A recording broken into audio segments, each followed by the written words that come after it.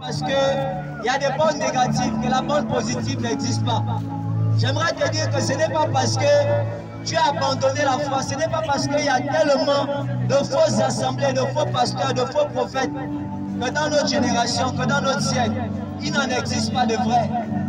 J'aimerais te dire que ce n'est pas parce qu'il y a beaucoup de fausses églises qu'il n'y en a pas de vraies églises.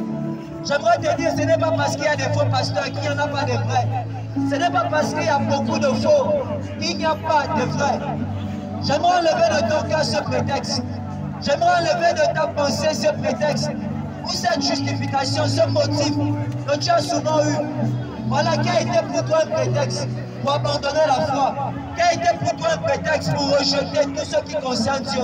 Qui a souvent été pour toi un prétexte, voilà, de fermer ton cœur à l'évangile, de fermer ton cœur à des personnes qui viennent te parler de Jésus?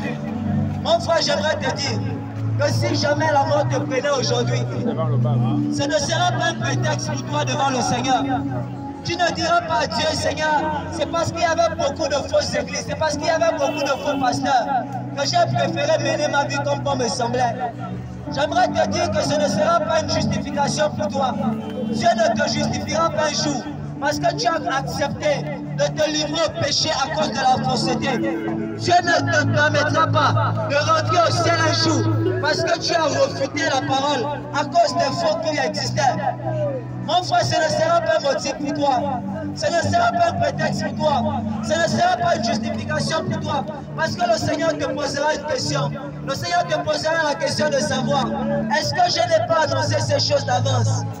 Est-ce que lorsque tu as lu les Écritures, tu n'as pas lu dans les Écritures qu'il y aura un temps où il y aura l'apogée des faux pasteurs? Est-ce que la Bible n'a pas parlé des faux prophètes qui allaient venir? Est-ce que la Bible n'a pas parlé, voilà, de toute la fausseté aujourd'hui qu'on peut vivre, qu'on peut voir, qu'on peut remarquer, qu'on peut constater dans nos assemblées?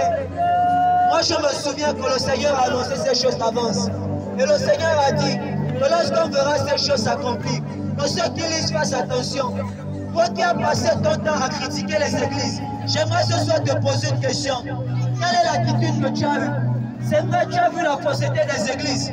Tu as vu la fausseté des pasteurs, des hommes de Dieu, mais quelle est l'attitude que tu as eue? Est-ce que toi tu as été un modèle?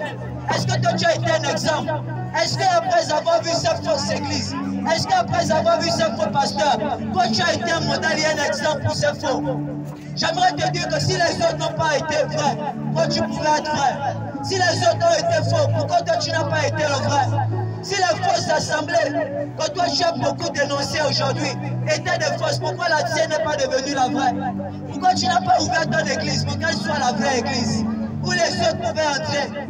Pourquoi tu n'as pas ouvert la tienne, frère? J'aimerais te dire que ce ne sera pas un prétexte. Parce que la Bible dit que le Seigneur sonne le cœur. Et le Seigneur a vu ton cœur. Le Seigneur sait en réalité ce qui te motive. Le Seigneur sait en réalité que si aujourd'hui tu te livres à tout le mal auquel tu te livres, ce n'est pas en réalité parce qu'il y a des fausses églises. Ce n'est pas en réalité parce qu'il y a des faux pasteurs. Sinon, pourquoi les autres arrivent à se sanctifier? Pourquoi les autres arrivent à se donner à Christ malgré la fausseté des églises? Pourquoi aujourd'hui on retrouve encore des jeunes qui craignent le Seigneur? Pourquoi aujourd'hui on retrouve encore des jeunes gens qui arrivent à se consacrer pour Dieu? Pourtant il y a des fausses églises, pourtant il y a des fausses assemblées.